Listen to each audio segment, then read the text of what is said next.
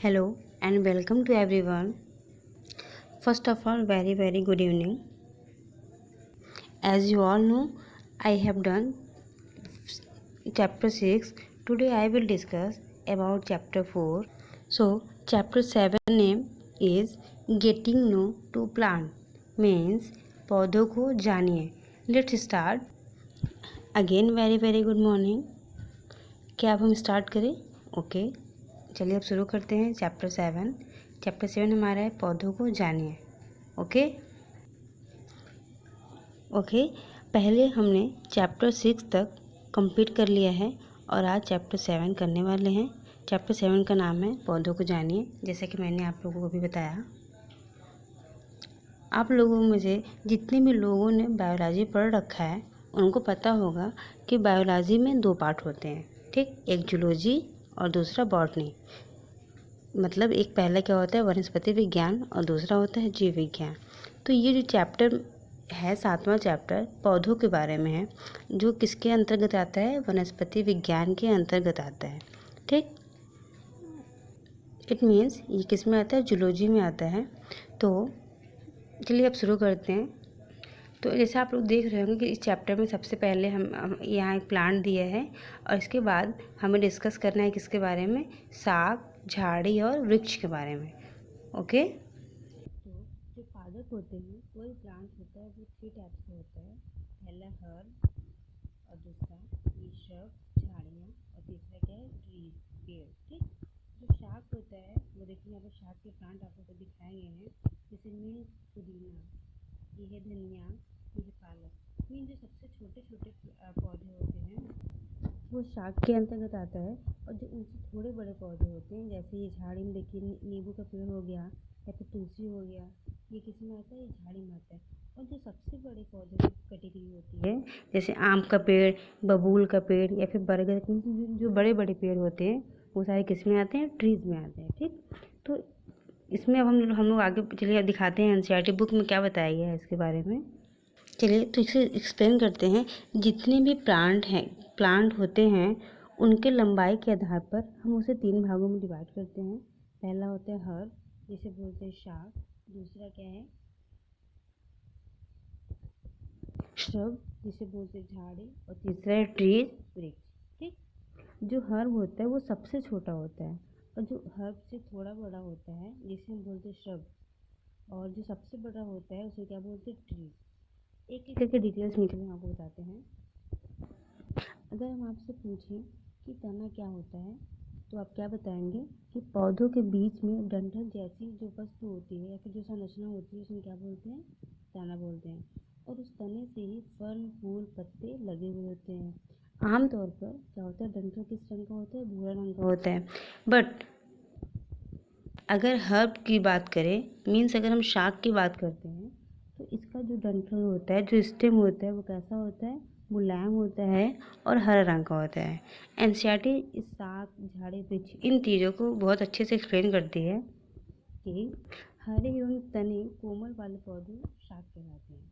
ये सामान्यतः छोटे होते हैं और अक्सर इनमें कई शाखाएं नहीं होती हैं. ठीक, जैसे मैंने आपको फिगर में दिखाया, जैसे धनिया की पत्ती हो गई, पुदीना होगा, ये सारे शाक के अंतर्गत आते हैं क्योंकि इनके जो तने होते हैं वो हरे होते हैं और कोमल होते हैं, बहुत ही मुलायम होते हैं. और कैसे होते हैं? ये सामान्यतः बहुत ही छोटे होते हैं. ठीक है, अब इसके बाद कुछ पौधे में शाखाएं तने के आधार के समीप निकलती हैं. तना कठोर होता है परंतु अधिक मोटा नहीं होता. इसे क्या बोलते हैं? झाड़ी बोलते हैं. मीन्स झाड़ी में क्या होता है? झाड़ी का जो तना होता है वो बहुत ही कठोर होता है परंतु अधिक मोटा नहीं होता. इसे क्या बोलते हैं? झाड़ी बोलते हैं. ठीक, जैसे देखिए यहाँ पे फिगर के थ्रू शो किया गया है कि जो हमारा ये झाड़ी क्या है, देखिए ये यहाँ पे है. ठीक है, इसमें क्या है? तना कैसा है? तना कठोर है परंतु अधिक मोटा नहीं है. ठीक, अब ये देखिए जो ये वाला फिगर है ये क्या है हमारा? ये शाक है, ये झाड़ी है और जो ये वाला फिगर है ये क्या है? वृक्ष है. अब वृक्ष का डिटेल्स पढ़ते हैं. कुछ पौधे बहुत ही ऊंचे होते हैं. इनके तने सुदृढ़ मीन्स बहुत ही मजबूत और गहरे होते हैं. इनमें शाखाएं भूमि से अधिक ऊंचाई पर तने के ऊपरी भाग से लगी हुई होती हैं. इन्हें क्या कहते हैं? इन्हें वृक्ष कहते हैं. ठीक, जैसे आप लोगों ने पेड़ों में देखा होगा कि जो पेड़ों की शाखाएं होती हैं क्या वो तने के एकदम नीचे से लगी होती हैं? नहीं ना, पेड़ों की जो शाखाएं होती हैं वो वृक्ष के अप साइड में लगी होती हैं, ऊपर की तरफ। ठीक, हम तीनों को शॉर्ट में अलग अलग एक्सप्लेन करते हैं। जैसे हर्ब जो शाक होता है वो कैसा होता है, तना, साग का जो तना होता है वो हरा होता है और कोमल होता है। ठीक, लेकिन जो झाड़ी का तना होता है वो कठोर होता है लेकिन अधिक मोटा नहीं होता है। और जब हम वृक्ष की बात करते हैं तो वृक्ष का जो तना है वो भूरा रंग का होता है और हार्ड मीन्स मोटा भी होता है। ठीक है, और जब ब्रांचेस की बात करते हैं तो जो शाक में ब्रांचेस होती हैं बहुत कम होती हैं, झाड़ी में ब्रांचेस उसके आधार पर ही लगी होती हैं, लेकिन जो पेड़ होता है उनमें जो ब्रांचेस होते हैं वो कैसे, वो ऊपर की साइड में लगे हुए होते हैं। ठीक है, ये सारी चीज़ें मुझे एनसीईआरटी क्लास 6 में ही बताती है। और आगे अब ये चैप्टर्स किसी भी क्लासेस में नई डिटेल्स बताए गए हैं, क्योंकि अब यहीं से ये चैप्टर्स क्लियर हो जाएगा। ठीक है, एनसीईआरटी को पता है कि अब आगे आपको ये सारी चीज़ें आती हैं, अब आगे इसे दोबारा देने की ज़रूरत नहीं है इस चैप्टर। चलिए आगे चलते हैं। जैसे आपने घर पर अपने मनी प्लांट देखा होगा, आप लोगों ने देखा है कि नहीं? हाँ, सभी लोगों ने मनी प्लांट देखा होगा। ठीक है, मनी प्लांट किस तरह से होता है, कुछ इस तरह से होता है ना। तो अब यहाँ पर हम दो प्रकार के क्रीपर्स के बारे में पढ़ेंगे कि लताएं कितनी होती हैं, दो प्रकार की होती हैं। मैं आपको फ़ोटो में दिखाती हूँ। ये देखिए, एक इस टाइप की लता होती है जो हॉरिजॉन्टल होती है। ये देखिए कैसे किस तरह से हॉरिजॉन्टल गिरी हुई है ना, और इस तरह से होती है, कैसे होती है, वर्टिकल होती है। ठीक है, अब ये होता कैसे क्या है, आपके सामने मैंने तस्वीर रखी है। कुछ पौधे वर्टिकल के बजाय हॉरिजॉन्टल निकलने लगते हैं। क्यों? क्योंकि उनके तने कमज़ोर होते हैं। जैसे मनी प्लांट हो गया। ठीक है, देखिए मनी प्लांट भी कैसा है, हॉरिजॉन्टल होने के बजाय कैसा हो जाता है, ये वर्टिकल। जैसे मनी प्लांट है वो कैसे, कुछ पौधे ऐसे होते हैं जो दूसरों का सपोर्ट लेकर बढ़ते हैं। ठीक है, अब आप इस फिगर में देखिए, ये प्लांट वर्टिकल होना चाहिए था ना, लेकिन ये वर्टिकल ना होकर कैसा है, ज़मीन पर लेटा हुआ है, मीन्स हॉरिजॉन्टल है। और जो दूसरी, इसे बोलते हैं विसर्पी लता। जो लताएं वर्टिकल ना होकर हॉरिजॉन्टल होती हैं, मतलब वो सीधी ना खड़ी होकर ज़मीन पर लेटी हुई होती हैं, उसे क्या बोलते हैं, विसर्पी लता बोलते हैं। ठीक, और दूसरा इसका पार्ट है आरोही लता। आरोही लता वो होती है जिसे बढ़ने के लिए हमें किसी सपोर्ट की ज़रूरत पड़ती है। फॉर एग्जांपल आप मनी प्लांट भी देख सकते हैं, या फिर यहाँ पर देखिए इस प्लांट को उगने के लिए मुझे एक यहाँ पे लकड़ी टाइप का लगाया गया इस गमले में ना, तो इस टाइप के प्लांट को बोलते हैं आरोही लता। ओके, यहाँ पे डिफिनीशन दिया गया है, कमज़ोर तने वाले पौधे सीधे खड़े नहीं हो सकते हैं और ये भूमि पर फैल जाते हैं, इसीलिए इसे क्या बोलते हैं, विसर्पी लता बोलते हैं। देखिए यहाँ पे आप अच्छे से समझ पा रहे होंगे कि विसर्पी लता है, ये सीधा खड़ा ना होकर भूमि पर पूरी तरह से फैल कर बड़ा होता है। ठीक है, अब इसके जो दूसरे टाइप्स है वो क्या होता है, आरोही लता। आरोही लता क्या होता है, जबकि कुछ पौधे किसी दूसरे की सहायता से ऊपर चढ़ जाते हैं, ऐसे पौधों को हम क्या बोलते हैं, आरोही लता। ये शाक, झाड़ी और पौधों से क्या भिन्न होते हैं। ठीक है, अब आता है तना। तो हम पढ़ेंगे कि तने का काम क्या है, तने किस तरह से सपोर्ट देते हैं, ये सारा डिटेल्स हम इसमें पढ़ेंगे। ये पार्ट ऑफ प्लांट पहले भी पढ़ लिया है आप लोगों ने, इसको फिर से रिवाइज करा देते हैं कि यहाँ पे देखिए जो जड़ के नीचे का भाग है उसे हम क्या बोलते हैं, रूट सिस्टम। ये जो बीच में लाइन बनी है, ये मान लीजिए अगर भूमि है तो इसके नीचे की जो भी साइड है, भूमि के नीचे की जो जगह है उसे हम बोलते हैं रूट सिस्टम। और इसके जो ऊपर का पूरा प्लांट होता है उसे हम क्या बोलते हैं, शूट सिस्टम। ठीक, अब देखिए यहाँ पे तने में ही, तने से स्टेम लगा हुआ है, तने से ही फ्रूट्स हैं, पत्तियां हैं, फ्लावर, ये सारे किससे लगे हुए होते हैं, तने से ही लगे हुए होते हैं। ठीक है, अब फ्लावर जो है, फ्लावर का क्या काम है, फ्लावर रिप्रोडक्शन में हेल्प करता है। ठीक है, पौधे का जो प्रजनन भाग होता है वो कौन सा होता है, पौधे का प्रजनन भाग हमारा फूल होता है। ठीक है, और जो पत्तियां होती हैं, पत्तियों का क्या काम होता है, पत्तियों का दो काम होता है, पहला काम ट्रांसपीरेशन, ठीक, जिसे हम बोलते हैं क्या, वाष्पोत्सर्जन, और दूसरा क्या है, फोटोसिंथेसिस मीन्स प्रकाश संश्लेषण। और जो फ्रूट्स होते हैं उनका क्या काम है, fruits protect the seeds, means किसी भी जो बीज होते हैं, बीज की रक्षा कौन करता है, फल करते हैं। ठीक है, और जो स्टेम होता है, स्टेम क्या करता है, सपोर्ट द प्लांट। तो प्लांट को सपोर्ट सहारा कौन देता है, वो हमारा वो पौधों का तना देता है। ठीक है, तो तने का काम है एक तरह से इस पौधे को सपोर्ट देना, पूरे प्लांट को ढांचा देना, सपोर्ट देने का काम करता है। ठीक है, इसी से फूल, फल, पत्तियाँ सब कुछ किससे लगी हुई होती हैं, तने से लगी हुई होती हैं। अब आपको हम बता देते हैं कि जो रिप्रोडक्टिव पार्ट्स होता है प्लांट का, वो फूल ही होता है।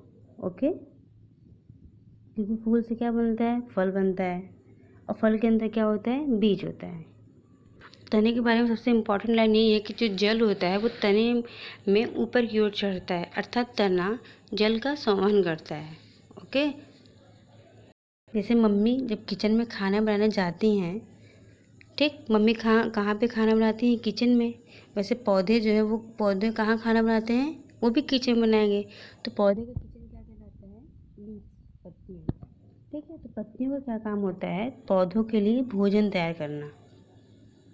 पत्ती का क्या काम होता है, पौधों के लिए भोजन तैयार करना by the process of photosynthesis. पत्तियों का सिर्फ और सिर्फ दो काम होता है, एक काम होता है फोटोसिंथेसिस, प्रकाश संश्लेषण, और दूसरा काम है ट्रांसपिरेशन, वाष्पोत्सर्जन। ठीक, तो पहले हम आपको बताते हैं कि वाष्पोत्सर्जन क्या होता है। ये देखिए, वाष्पोत्सर्जन क्या है, पत्तियों पर पानी की छोटी छोटी बूंदों का बनना। ये कैसे हुआ, कई बार आपने देखा होगा कि जब सुबह उठते हो तो देखते होगे क्या कि पत्ते पर छोटे छोटे पानी की बूंद बनी होती हैं। आप लोगों ने भी देखा है ना। क्या होता है, जितना पानी पौधों को यूज़ करना होता है वो पानी को यूज़ कर लेते हैं। ठीक, और जो बाकी बचा हुआ पानी होता है वो जलवाष्प के द्वारा पर्यावरण को दे देते हैं।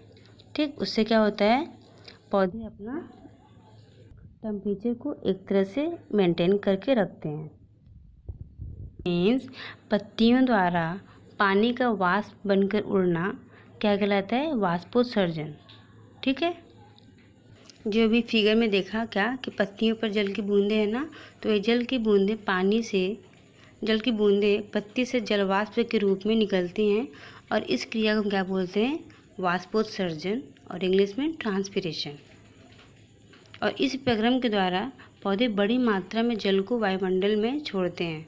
ठीक है, अगर आपसे कोई पूछता है कि तना का क्या काम है, तो आप बस इतना उन्हें बताएंगे कि पौधों को शेप देना या फिर पौधों को आकार देना। ये सारा काम किसका होता है, तने का होता है। ठीक है, और जड़ का क्या काम होता है, जड़ पौधों को पानी या खनिज का, जड़ जो होता है उस पौधों में पानी या खनिज को एब्जॉर्ब करता है। ठीक है, अब देखिए इस पत्ती में ये जो पॉइंट है पर्णवृंत, इसे क्या बोलते हैं, इसे बोलते हैं पर्णवृंत। ठीक, तने का नोड, तने और नोड के बीच में जो पोर्शन होता है इसे बोलते हैं पर्णवृंत। और ये पटल, आपको पटल का पोर्शन दिख रहा है, किसे पटल बोलते हैं। ठीक है, अब इसके बाद आता है पेटियोल। पेटियोल क्या होता है, देखिए आप दिख रहे हैं ना, ये जो नोड और पत्ती के बीच की जो जगह होती है वही हमारा होता है पेटियोल। और नोड क्या होता है, तने के जिस भाग से पत्ती निकली होती है, दोनों का जो क्रॉस पॉइंट है वही हमारा क्या है, नोड। अब यहाँ देखिए मिडरिप क्या होता है, पत्तियों के बीच में जो लंबी सी लाइन जाती है ना उसे बोलते हैं मिडरिप। और जो देखिए यहाँ पे ये जो टेढ़ा स्ट्रक्चर यहाँ दिया गया है, ये सारा क्या है, ये सारा वेन्स, इसे बोलते हैं हम क्या, वेन्स बोलते हैं। और पेटिकल भी बताया ना यहाँ पे कि पेटिकल क्या, ये जो पत्ती है इसका जो लास्ट में यहाँ पे पॉइंट निकला है इसे हम क्या बोलते हैं, पेटिकल बोलते हैं। ओके, ये 3 पॉइंट क्लियर हुआ। लेकिन यहाँ पर एक चीज़ और है कि पत्ती के बीच जो वेन्स, जो नसें होती हैं, देखिए इसमें देखिए पैरेलल, कुछ कुछ पत्तियों में जो पत्तियों की जो वेन्स होती हैं वो पैरेलल होती हैं, और कुछ कुछ में कैसी होती हैं, जाली की तरह होती है ना, जाली का स्ट्रक्चर में होती हैं। तो इन दोनों में क्या डिफरेंस है बताते हैं हम आपको।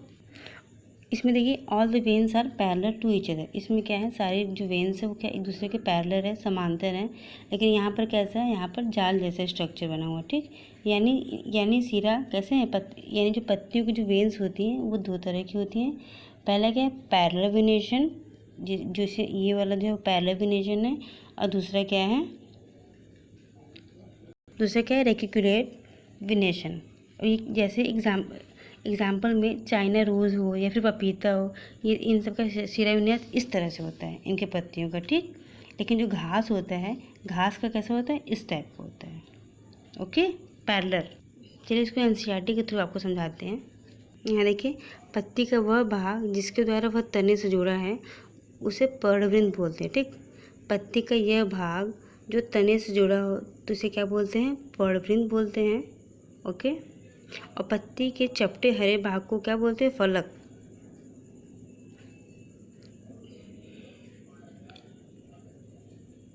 Got it. अब देखिए, जो मैंने अभी दिखाया था उन्हीं रेखित संरचना को सिरा, वेन्स बोलते हैं। ठीक है, और पत्ती के मध्य में जो मोटी सिरा दिखाई देती है उसे हम क्या बोलते हैं, मध्य सिरा बोलते हैं। और पत्तियों पर सिराओं द्वारा बनाए गए डिज़ाइन को सिरा विन्यास बोलते हैं, वेनियर। यदि यह डिज़ाइन मध्य सिरा के दोनों जाल जैसा बना हुआ होता है तो यह सिरा विन्यास जालिका रूप कहलाता है। और यदि यह जो है वो एक दूसरे के पैरेलल होता है तो उसे हम क्या बोलते हैं, समांतर सिरा विन्यास बोलते हैं। जैसे जो घास होता है वो हमारा समांतर सिरा विन्यास होता है। ठीक है, ओके। इसमें देखिए पत्ती, इसमें क्या है, सिरा विन्यास क्या है, पैरेलल एक दूसरे के हैं। और इसमें कैसा है, जालिका जैसा स्ट्रक्चर है। ओके, फिगर से क्लियर हुआ ना कि जो हमारा पत्ती वाला स्ट्रक्चर ए बना हुआ है उसका स्ट्रक्चर जो है वो पत्तियों में जो सिरा विन्यास है वो जालिका जैसा बना हुआ है। देखिए जाली जैसा, इसको बीच में जाएंगे देखिए बहुत सारा डिज़ाइन बना हुआ बीच में, जो कटिंग जैसा। लेकिन जो हमारे दूसरे पत्ती ये वाली, इसमें देखिए एकदम सीधी से बस एक लाइन सीधी सीधी आपको दिखेगी, ये हमारा है समांतर सिरा विन्यास। ओके, इसके बाद आता है ट्रांसपीरेशन।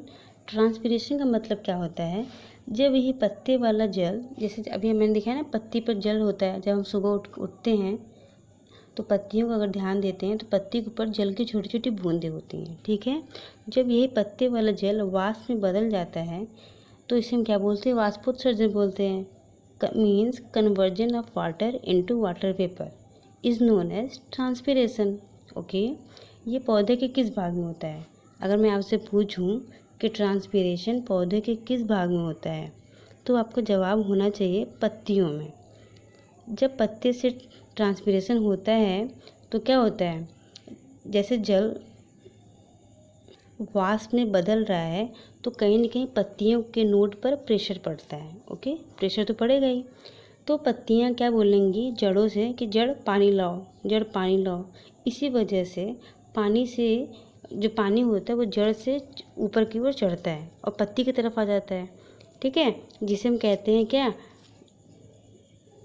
ट्रांसपीरेशन बोल कहते हैं। ठीक, अब आगे आता है कि पत्तों में छोटे छोटे छिद्र होते हैं जिसे हम बोलते हैं क्या, स्टोमेटा, और वहीं से ट्रांसपीरेशन होता है। Got it. ओके, तो पत्ते का एक काम तो समझ में आ गया कि ट्रांसपीरेशन कैसे होता है। मीन्स पत्तियों पर जो वाटर की बूंदें होती हैं उनका वाष्प बनकर उड़ना, ये हमारा ट्रांसपीरेशन कहलाता है। अब दूसरा प्रोसेस समझना है कि व्हाट इज़ फोटोसिंथेसिस ना, कि प्रकाश संश्लेषण क्या होती है। तो इससे पहले मुझे बताइए कि मम्मी को खाना बनाते आप लोगों ने देखा है, ज़रूर देखा होगा। तो मम्मी जब भी खाना बनाने किचन में जाती है, उन्हें अगर सब्ज़ी बनाना होता है तो वो बहुत सारी चीज़ों का इस्तेमाल करती हैं ना।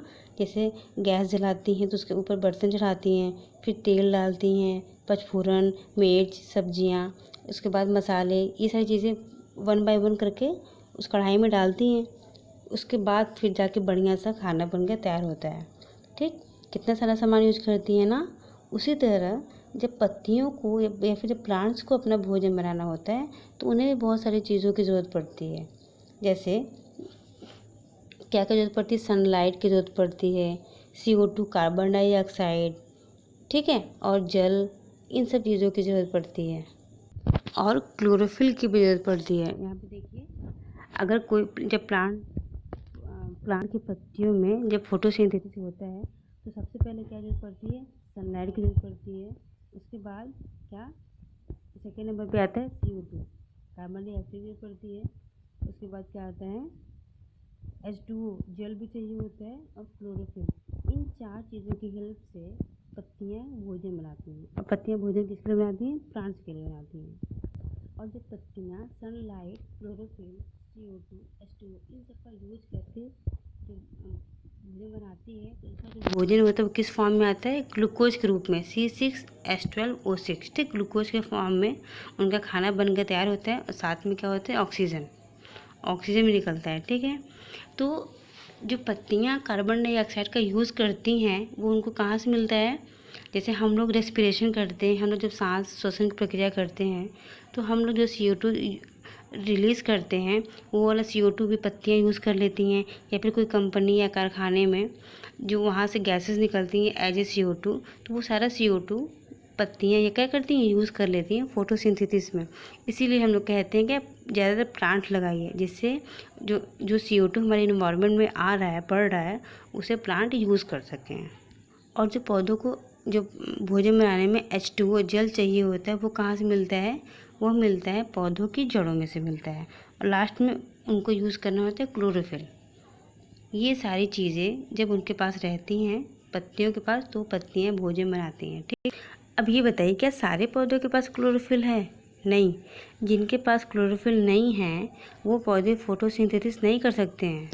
ये बात याद रखने वाली है कि फोटोसिंथेसिस सिर्फ वही पौधे करेंगे जिनके पास क्लोरोफिल होता है, और क्लोरोफिल सारे पौधों में नहीं होता है। जिन पौधों में क्लोरोफिल नहीं होता है वो पौधे फोटोसिंथेसिस की प्रक्रिया नहीं करते हैं, ओके। क्योंकि जो क्लोरोफिल होता है वही सनलाइट को एब्जॉर्ब करता है। सूर्य से जो सनलाइट आती है, जो सूर्य से रोशनी आती है, उसे क्लोरोफिल ही एब्जॉर्ब करता है और फिर प्रोसेस करके फोटोसिंथेसिस करता है। लेकिन जब क्लोरोफिल रहेगा ही नहीं तो सनलाइट को एब्जॉर्ब कौन करेगा? इसीलिए जिन पौधों में क्लोरोफिल नहीं होता है उस पौधे पर प्रकाश संश्लेषण की प्रक्रिया नहीं होती है, ओके। और प्रकाश संश्लेषण के प्रोसेस के बाद जो पौधों को भोजन मिलता है वो किस रूप में मिलता है? ग्लूकोज के रूप में मिलता है, ठीक। और जो ग्लूकोज होता है उसे पौधे स्टोमेटा के रूप में क्या करते हैं? स्टार्च के रूप में स्टोर करते हैं। जैसे कि अब पौधे जो होते हैं वो दिन भर तो फोटोसिंथेसिस नहीं कर सकते ना। जैसे आप ही हैं, जब कहीं दिन भर के लिए जाते हैं तो क्या आप दिन भर खाना ही बनाते रहते हो? नहीं ना, मम्मी क्या करती है, खाना आपको पैक करके देती है, जिससे आपको जब खाने का टाइम होगा तो खाना खा लेंगे। उसी तरह पत्ते भी यही करते हैं कि वो जो ग्लूकोज मिलता है उनको फोटोसिंथेसिस के बाद, जो प्रोडक्ट एज ए ग्लूकोज मिलता है उसे पत्तियाँ स्टार्च के रूप में स्टोर कर लेती हैं और उसका प्रयोग ज़रूरत पड़ने पर करती हैं। जैसे इसके पहले मैंने इसके प्रीवियस चैप्टर में पढ़ाया था ना कि हम लोग कैसे चेक करते हैं कि किस फूड में क्या बोलते हैं, स्टार्च है, किस में नहीं, आयोडीन डाल के चेक करते हैं ना। उसी तरह हम लोग क्या करते हैं, पत्तियों में भी चेक करते हैं कि हाँ किस पत्ती में स्टार्च है या नहीं। इसे चेक करने के लिए वहाँ पे हम आयोडीन की कुछ बूंद डालते हैं। अगर उसका कलर ब्लू ब्लैक हो जाता है तो ये पता चलता है कि हाँ उसमें आयोडीन उपस्थित है, अदरवाइज आयोडीन एब्सेंस है। अब इसके बाद आता है रूट्स कि जड़ क्या होते हैं। जो जड़ होता है वो 2 टाइप के होते हैं। पहला टैप रूट, मूसला जड़, दूसरा है फाइब्रस रूट्स, जिसे बोलते हैं रेशेदार जड़, ठीक। मूसला जड़ का दूसरा नाम झकड़ा जड़ भी है। मूसला जड़ होती कैसी है, इसमें एक मेन रूट होता है और उसमें से कई सारे ब्रांचेस निकले होते हैं। जैसे मैं आपको दिखाती हूँ, ये देखिए, इसमें मेन रूट निकले हैं, उसके बाद उसमें से कई सारे ब्रांचेस निकले हैं ना। इस टाइप का रूट को हम बोलते हैं टैप रूट, मूसला जड़, ओके। और ऐसे जड़ जिसमें क्या कोई मेन रूट नहीं होते हैं उसे क्या बोलते हैं, फाइब्रस रूट। अगर मैं आपसे पूछूं कि इन दोनों जड़ में कौन सी जड़ें ज़्यादा गहराई तक जाएंगी, आई एम वेरी श्योर, तो आप लोगों का आंसर बिल्कुल सही होगा कि जो हमारी टैप रूट होती हैं वो ज़्यादा गहराई तक जाएंगे। देखिए, जिन पौधों की जड़ें कैसी हैं, इस टाइप की होती हैं, इस टाइप की, उसे क्या बोलते हैं, टैप रूट, मूसला जड़ बोलते हैं, ठीक। और जिसकी जड़ें इस टाइप की होती हैं उसे क्या बोलते हैं, रेशेदार जड़ बोलते हैं, ठीक है।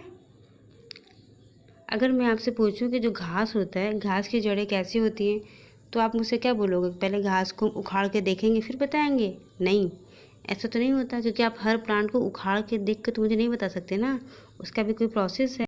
आप उनके पत्तियों के विनेशन से देख के बता सकते हैं कि इसमें ये मूसला जड़ है या फिर रेशेदार जड़ है, ठीक। जैसे जिन पत्तियों में समांतर शिरा विन्यास होता है, पैरेलल होता है उन्हें क्या बोलते हैं, उनके जो रूट्स होते हैं वो फाइब्रस होते हैं, ठीक। और जिनके जालीनुमा शिरा विन्यास होते हैं उनके जो रूट होते हैं वो कैसे होते हैं, टैप रूट होते हैं। ओके। जिन पौधों की पत्तियों में पैरेलल शिरा विन्यास होता है, समांतर शिरा विन्यास होता है, उनकी जड़ें कैसी होती हैं, रेशेदार होती हैं, फाइब्रस होती हैं। और जिन पत्तियों में जो शिरा विन्यास होता है वो अगर जालीनुमा है तो उनकी पत्तियां कैसी होती हैं, उनके जो जड़ होते हैं वो कैसे होते हैं, टैप रूट मीन्स मूसला जड़ होते हैं। अब इसके बाद लास्ट टॉपिक बचता है फ्लावर्स के बारे में पढ़ेंगे। देखिए कितने सुंदर सुंदर फ्लावर्स है ना। हाँ, अब फ्लावर्स में क्या पढ़ेंगे हम लोग कि अच्छा बताइए, सबसे पहले फर्स्ट क्वेश्चन कि पौधों का प्रजनन अंग क्या होता है, तो आपका आंसर होगा कि फ्लावर। पौधों का रिप्रोडक्टिव ऑर्गन जो होता है वो क्या होता है, फ्लावर। देखिए कितने सुंदर सुंदर फ्लावर्स है ना। अब यहाँ पर रोज़ की अगर बात करते हैं तो रोज़ में जो जो हम पत्तियाँ उखाड़ उखाड़ के फेंकते हैं ना, उसे क्या, रोज़ में जो रेड रेड होता है जिसे हम उखाड़ एक वन बाय वन फेंक सकते हैं, उसे क्या बोलते हैं, पंखुड़ी। ये देखिए यहाँ पे एक एक ऐसे वन बाय वन निकल सकते हैं यहाँ से ना, इसे बोलते हैं हम पंखुड़ी, पेटल्स। ओके। और जो नीचे ग्रीन ग्रीन पोर्शन दिख रहा है इसे हम क्या बोलते हैं, सेपल या फिर बाएदल। ये डाउट क्लियर हुआ। पंखुड़ी क्या होता है, गुलाब से जो रेड रेड रेड उसकी पंखुड़ियाँ निकली हुई होती है वही पंखुड़ी होती है, यहाँ देखिए। और जो नीचे ग्रीन वाला पोर्शन होता है ये क्या होता है, सेपल होता है। आपके लिए क्वेश्चन है कि जो फूलों का अध्ययन होता है उसे हम क्या बोलते हैं। अब यहाँ पे एक और चीज़ है, कोरोला और काइलेक्स। कोरोला क्या होता है, कोरोला मतलब ग्रुप ऑफ पेटल्स। यहाँ पे देखिए एक एक पेटल्स को हम निकाल सकते हैं, ठीक। लेकिन जो पेटल्स का जो ग्रुप होता है उसे क्या बोलते हैं हम, कोरोला। इसके पहले 2020 में सबने कोरोना का नाम सुना होगा ना, but there is corolla. Okay. तो कोरोला क्या होता है, ग्रुप ऑफ पेटल्स, पंखुड़ियों का जो समूह होता है उसे हम बोलते हैं क्या, कोरोला। और जो नीचे सेपल्स दिया है ग्रीन वाला पोर्शन, ये देखिए ये यहाँ जो ग्रीन वाला पोर्शन दिया है इसे हम क्या बोलते हैं, इसका जो ग्रुप होता है, group of sepals is known as calyx. Calyx जो होता है वो ग्रुप ऑफ सेपल्स होता है और जो कोरोला होता है वो ग्रुप ऑफ पेटल्स होता है। Dot clear, very nice. देखिए एनसीईआरटी में बताया है कि खिले हुए पुष्प जो होते हैं, जो खिले हुए पुष्प होते हैं वही क्या होती है, पंखुड़ी, पेटल्स होता है, ठीक है। और जो नीचे ग्रीन ग्रीन हरी पत्तियां होती हैं, छोटी छोटी पत्तियों जैसे दिखाई देता है उसे हम क्या बोलते हैं, बाएदल या फिर सेपल बोलते हैं। अब यहाँ पे अभी हमने पुष्प पढ़ा, अब पुष्प के भी क्या होते हैं, भाग होते हैं। कैसे बताते हैं, देखिए अगर ये पुष्प है, ये क्या है, फ्लावर है, तो फ्लावर का जो ये वाला भाग है इसे, ये क्या होता है, मेल पार्ट होता है, इसे क्या बोलते हैं, स्टेमन, पुंकेसर, ठीक। और जो बीच में ये स्ट्रक्चर है इसे क्या बोलते हैं, कार्पेल या फिर ये फीमेल पार्ट है, इसे बोलते हैं कार्पेल, जिसे हिंदी में बोलते हैं क्या, स्त्री केसर। ओके। यहाँ पे स्टामेन को थोड़ा डिटेल बताया गया है कि स्ट्रक्चर ऑफ स्टामेन में एक होता है एंथर, देखिए ऊपर का जो पोर्शन है वो है एंथर, और जो लंबी और संरचना ये क्या होती है, फिलामेंट। यहाँ पे स्ट्रक्चर ऑफ कार्पेल में यहाँ पे देखिए सबसे ऊपर क्या है, स्टिग्मा है, उसके बाद नीचे बीच में जो लंबी और पोर्शन ये क्या है, स्टाइल है, और जो ये स्ट्रक्चर है ये वाला, इस पूरे स्ट्रक्चर को बोलते हैं ओवरी वॉल। और ओवरी वॉल के बीच पे जो जो होता है उसे क्या बोलते हैं, ओवुल। ये स्ट्रक्चर ऑफ स्टामेन हो गया, ये स्ट्रक्चर ऑफ कार्पेल हो गया। अब देखिए स्ट्रक्चर ऑफ स्टामेन में एंथर को क्या बोलते हैं, परागकोश। ओके। और ये क्या है, फुल केशिंग। यहाँ पे डिटेल्स दिया गया है, ठीक है। ये फीमेल पार्ट है, स्टाइल, ओवुल, और ओवरी वॉल मीन्स अंडाशय। अंडाशय में क्या होता है, बीज होता है, और ये क्या होता है, स्टिग्मा, वर्तिकाग्र। ये एनसीईआरटी बुक के आपका फिगर है। These are types of flower. ये देखिए सारे डिटेल्स, पुंकेसर के भाग होते, तंतु हैं, परागकोश है, और यहाँ पे देखिए इस तरीके से हम क्या होता है, ऊपर देखिए वर्तिकाग्र है, ये जो लंबा पॉइंट वर्तिका है ये क्या है, अंडाशय है, ठीक है। और अंडाशय में क्या क्या होते हैं, बीजांड। अंडाशय के अंदर क्या होते हैं, बीजांड। अब देखिए अंडाशय को इस तरह से कटिंग करके यहाँ समझाया गया है। यहाँ पे चैप्टर फिनिश होता है, ये सारे मेन पॉइंट हैं जो मैंने आपको डिस्कस कर दिए गए हैं। ओके। तो यहाँ पे चैप्टर 7 ख़त्म होता है। ओके। और ये बहुत ही इम्पोर्टेंट चैप्टर था जिसे फिनिश कर दिया गया। अब हम लोग कल आते हैं और चैप्टर 8 डिस्कस करते हैं। Thank you for watching. Like, subscribe and share.